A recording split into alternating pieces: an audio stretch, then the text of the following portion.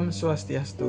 Hello everyone, my name is Guru Putafretas with student ID number 22055311003 and I'm from Logam Paduan Industri Class, Mechanical Engineering Udayana University, and this is chapter 10, Fundamental of Metal Casting, with book of Serop Kalpajian and Stephen R. Smith, Manufacturing, Engineering and Technology. Okay, next. Okay, first is the introduction to metal casting. So, casting is one of the oldest and most fundamental manufacturing process. It involves pouring molten metal into a mold, allowing it to solidify and removing the casting from the mold. The key factors include the flow of molten metal, solidification, and cooling, and the mold material. The objective is to produce high quality parts economically. Okay, next. Okay, next is 10.2.1 pure metal. So as you can see here from the figure 10.1, temperature as a function of time and solidification of pure metal. Note that freezing takes place of constant temperature and the B is density of a function time. So the pure metal solidify at a consistent temperature. Rapid cooling near mold will form fine exquisite grain and small uniform crystal that improve the surface quality. So this region defines the smooth boundary layer of casting. Okay, next. Okay, next is the still 10.2.1 pure metal, but it's showing the figure 0.2 and 10.2 and 10.3. So it's 10.2 explaining about the schematic illustration of three cast structure of a mineral or of metal solidified in a square mold, pure metal, solid solution, and structure obtained by nuclear agents. So the figure 10.3 is development of a preferred texture of a cool mold wall, and it's only favorable oriented grain away from the surface of the mold. So as a solidification continues inward, columnar grain grow toward the center. Shrinkage during this stage may cause cracks or porosity. Recognizing this feature help engineers design casting with fewer internal defects. Okay, next. Okay, next is 10.2.2.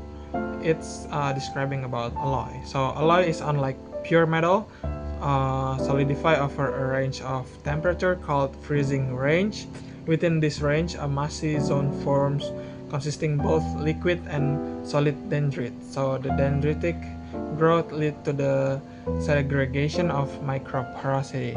So as you can see here in the figure 10.4, schematic illustration of alloy solidification temperature distribution in the solidifying metals. Note that the formation of the dendrite is massy in a massy zone. Okay, next. Okay, next is still alloy 10.2.2 alloy. So the cooling rate is significantly influence the grain size. Slow cooling result in coarse dendrites and weaker structure, while rapid cooling creates fine grain and greater strength. And cooling in this rate is vital for optimal properties.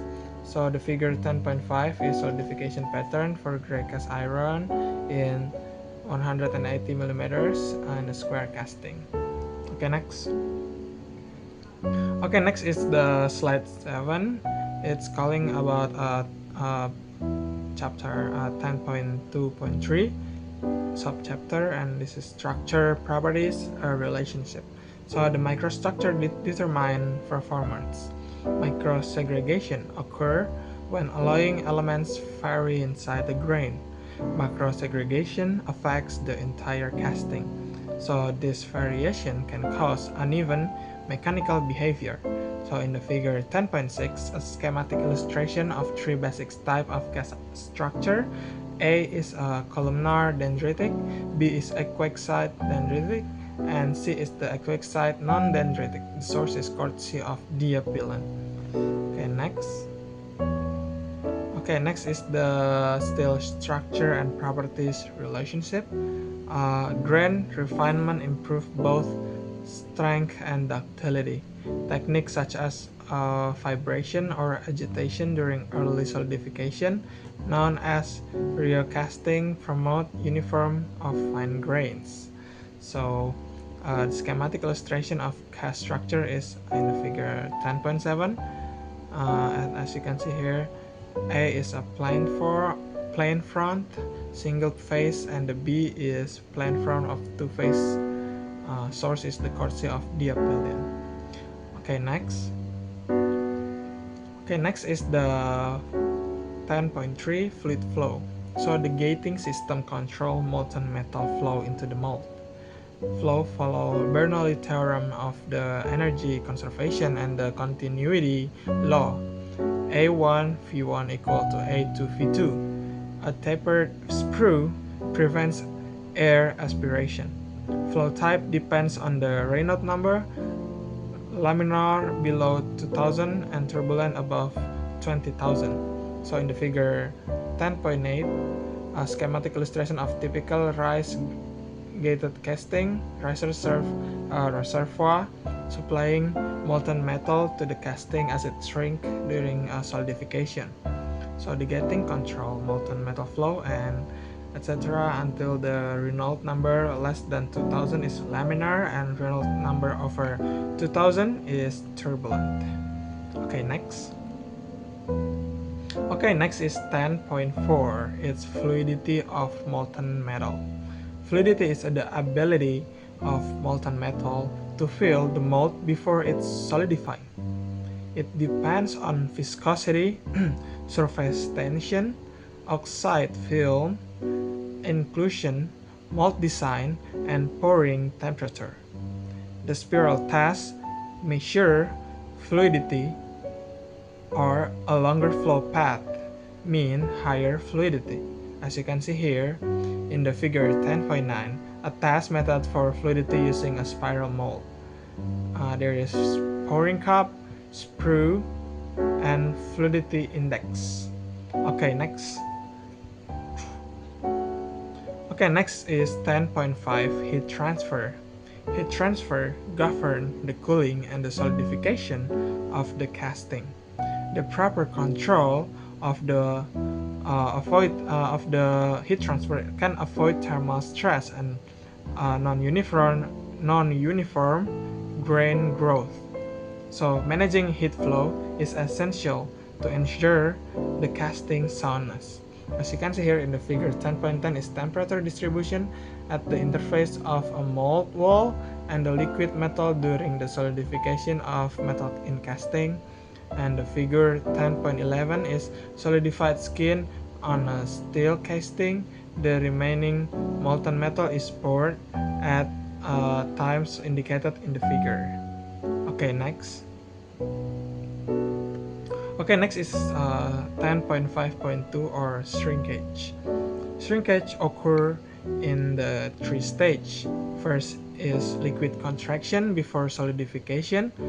Second is the volume reduction during the phase change. Third is the solid contraction while cooling to room temperature. So some metals like gray cast iron explain slightly because of the graphite precipitation, offset shrinkage. Okay, next is the 10.6 or casting defects. Casting defects are grouped into several categories. A is a metallic projection such as flash or fins. B is a cavities including blowholes and shrinkage voids. And C is the discontinuous like cracks or cold shots. And D is a surface defects such as loops or scars. As you can see here in the figure 10.12 is example of hot tear in casting. These defects occur because the casting cannot shrink freely during cooling, owing to constraint in various portions of the molds and cores. Okay, next Okay, further categories of the casting defects is E, incomplete casting like misruns or runout. F is dimensional errors. G is inclusion such as slag, oxides, or sand. Porosity caused by shrinkage or trapped gas is one of the common problem. Example of a common defect in casting.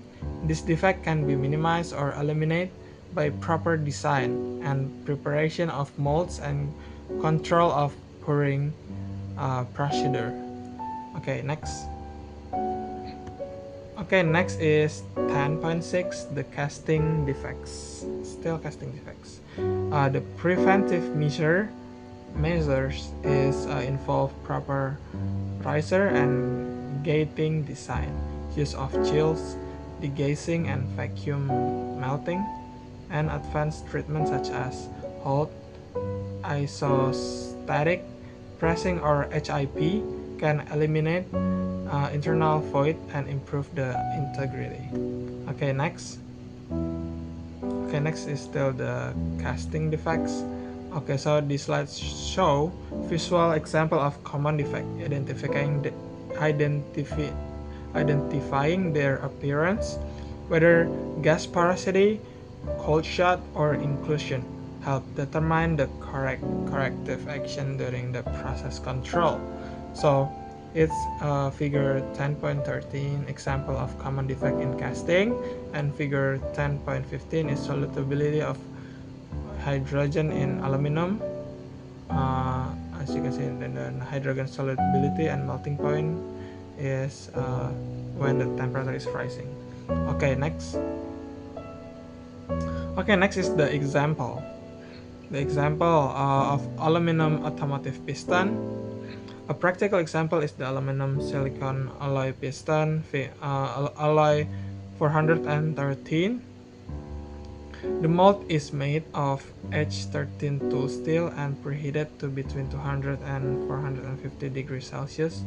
Molten aluminum is poured 100 to 200 degrees above its liquidus temperature. Okay, next. Okay, next is the solidification should progress directionally to ensure the dense, defect-free parts. Simulation software such as MagmaSoft or ProCast help predict air entrapment, shrinkage zones, and optimize the casting design before production. Okay, next. Okay, next is the summary or 10.8. To summarize the casting is a fundamental method of shaping metals. The flow behavior follows Bernoulli equation, the continuity law, and the Reynolds number. Solidification obey Skoronoff rule, the cooling rate control grain size strength with proper mold design and process control. Shrinkage and defect can be minimized, resulting in high quality cast component. Okay, thank you for your attention in this chapter 10 presentation, and see you in the next video. Thank you.